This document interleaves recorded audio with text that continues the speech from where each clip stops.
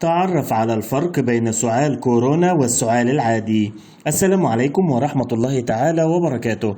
أهلا وسهلا بكم. أتمنى من الله أن تكونوا في تمام الصحة والعافية. قبل أن أبدأ من فضلك اضغط اشتراك في القناة من العلامة الحمراء أسفل الفيديو حتى يصلكم كل جديد.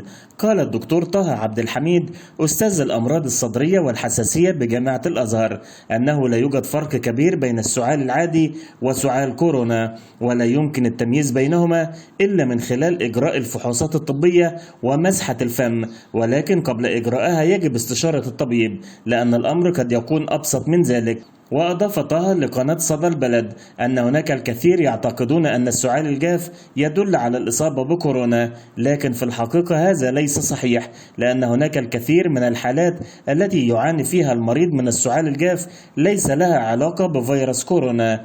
بينما نشرت مجلة ساينس أليرت تقريرا تعرض فيه الفرق بين سعال كورونا والعادي، كما عرضت أعراض كل منهما على حدة. سعال الالتهاب الرئوي يصاحبه بلغم قادم من الجهاز التنفسي وليس الأنف أو الحلق، وحينما يشعر المريض بالراحة لأن الخروج للبلغم يطهر الرئة مع الشعور بالهزل الشديد.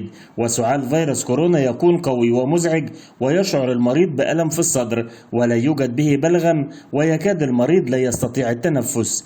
في نهاية الفيديو لو أقدم لكم معلومة جديدة ما تبخلوش عنا بلايك. لو كانت دي أول مرة بتشوفونا أو بتسمعونا يا ريت تشتركوا في القناة عشان ما يفوتكوش أي فيديو من فيديوهاتنا الجديدة.